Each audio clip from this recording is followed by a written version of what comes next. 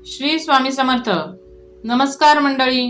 श्रावण महिना म्हणजे भगवान महादेवाची भक्ती, पूजा, अभिषेक, मंत्रजप आणि सात्विकतेचा काळ.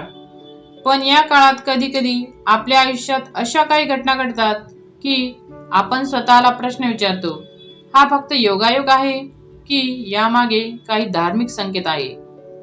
उदाहरणार्थ, अचानक एखाद्या मंदिरात जाण्याचा योग येणे, वारंवार शिवाचे नाम किंवा मंत्र कानावर पडणे, एखादी शुभ वस्तू अचानक दिसणे किंवा एखादे रखडलेले काम अचानक पूर्ण होणे. अशा घटनांना धार्मिक परंपरांमध्ये काही विशेष अर्थ दिला जातो. आजच्या व्हिडिओमध्ये आपण अशाच 5 योगायोगांबद्दल जाणून घेणार आहोत, जे श्रावण महिन्यात अचानक घडले तर धार्मिक मान्यतेनुसार त्याचा अर्थ काय सांगितला जातो. पण सुरुवातीलाच एक महत्वाची गोष्ट, हे धार्मिक समज आणि लोकमान्यतांवर आधारित अर्थ आहेत. प्रत्येक घटना ही देवाचा निश्चित संकेत आहे असे वैज्ञानिक दृष्ट्या सिद्ध झालेले नाही. चला तर मग जाणून घेऊया ते 5 योगायोग. पहिला योगायोग म्हणजे तुम्ही ठरवलेले नसतानाही अचानक मंदिरात जाण्याची वेळ येणे. कधी एखाद्या कामानिमित्त बाहेर पडताना अचानक जवळचे मंदिर दिसते, कधी एखादी व्यक्ती म्हणते चला मंदिरात जाऊया, तर कधी कोणतेही विशेष कारण नसताना मनातूनच देवदर्शनाची इच्छा निर्माण होते. श्रावणामध्ये अशा घटनेकडे धार्मिक मान्यतेनुसार शिवभक्तीकडे मन आकर्षित होण्याचा शुभ योगायोग म्हणून पाहिले जाते. विशेषतः शिव मंदिरात जाऊन शांतपणे दर्शन घेण्याची इच्छा झाली तर त्या भावनेचा आदर करावा. मंदिरात गेल्यावर मोठा विधी करणे आवश्यक नाही. मनापासून भगवान शिवाचे स्मरण करा. ओम नमः शिवाय हा मंत्र काही वेळ म्हणणेही भक्तीचा साधा मार्ग आहे. इथे महत्वाची गोष्ट म्हणजे बाहेरून आलेला संकेत शोधण्यापेक्षा आपल्या मनात निर्माण झालेली भक्तीची भावना जपणे. आता बघूया दुसरा योगायोग. वारंवार शिवाचे नाम, मंत्र किंवा महादेवाशी संबंधित गोष्ट दिसणे.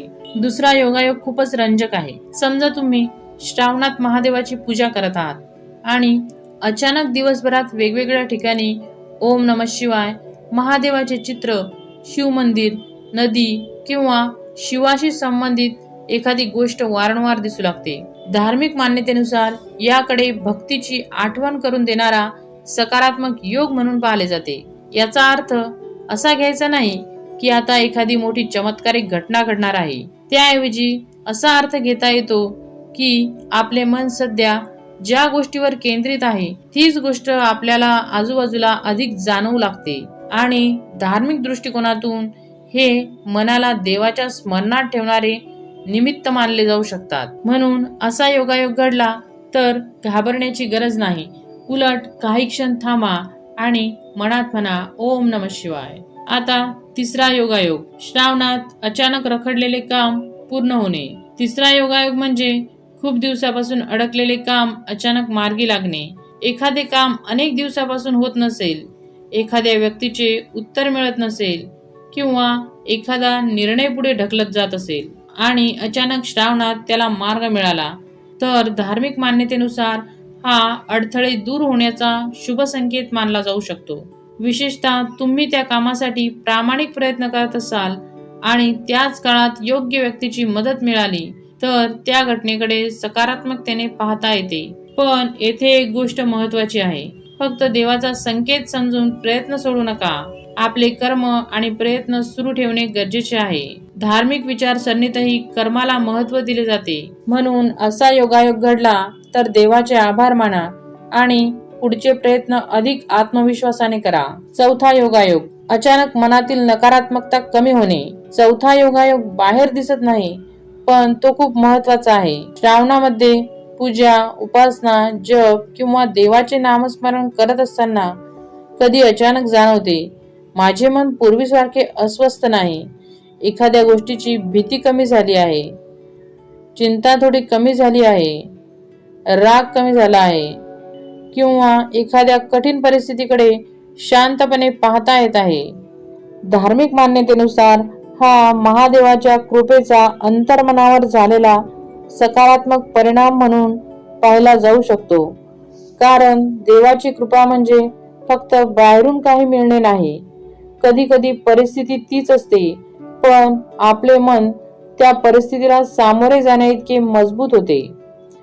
आणि हाच खरा सकारात्मक बदल आहे. म्हणून श्रावणात तुमच्या मनात शांतता वाढत असेल तर ही भावना जपण्याचा प्रयत्न करा.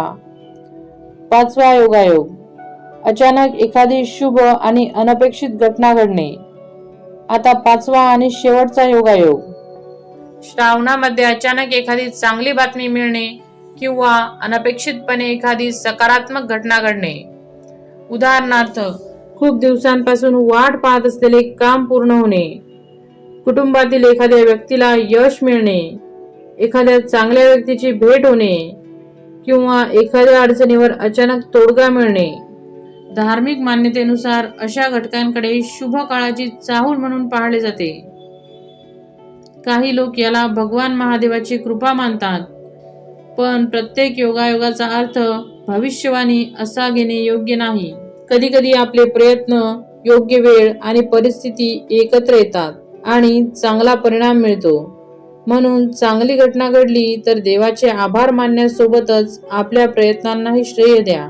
या 5 योगायोगाबाबत एक महत्वाची गोष्ट मंडळी, आता इथे एक गोष्ट समजून घेणे खूप महत्वाचे आहे. श्रावण हा श्रद्धेचा महिना आहे, त्यामुळे या काळात घडणाऱ्या प्रत्येक छोट्या गोष्टीला किंवा अतिरेकी अर्थ लावून पाहण्याची गरज नाही. शुभ योगायोग झाला तर त्यातून सकारात्मकता घ्या आणि काही अपेक्षेप्रमाणे घडले नाही तर देवाची कृपा नाही असे समजू नका. देवावर श्रद्धा ठेवण्याचा अर्थ प्रत्येक घटनेमागे चमत्कार शोधणे नाही, तर सुखदुःखाच्या प्रत्येक परिस्थितीत मन स्थिर ठेवणे, चांगले कर्म करणे आणि श्रद्धा टिकवणे हा त्याचा सुंदर अर्थ आहे. आता बघूया श्रावणात हे योगायोग घडले तर काय करावे. जर या 5 पैकी एखादा योगायोग तुमच्या आयुष्यात घडला तर तुम्ही काही साध्या गोष्टी करू शकता. सर्वप्रथम मनापासून भगवान शिवाचे स्मरण करा. शक्य असल्यास देवघरात दिवा लावा. ओम नमः शिवाय हा मंत्र काही वेळ शांतपणे म्हणा. आपल्या क्षमतेनुसार गरजू व्यक्तीला मदत करा. आणि सर्वात महत्त्वाचे म्हणजे चांगले विचार आणि चांगले कर्म सुरू ठेवा. कारण धार्मिक दृष्टिकोनातून भक्तीची खरी परीक्षा आपल्या वागण्यात दिसते. तर मंडळी, यापैकी कोणता योगायोग तुमच्या आयुष्यात श्रावणात घडला आहे ते कमेंटमध्ये नक्की सांगा. आणि हा व्हिडिओ आवडला असेल तर लाईक करा, आपल्या कुटुंबातील महादेव भक्तांसोबत शेअर करा आणि अशाच धार्मिक माहितीसाठी चॅनलला सबस्क्राईब करायला विसरू नका. हर हर महादेव. ओम नमः शिवाय.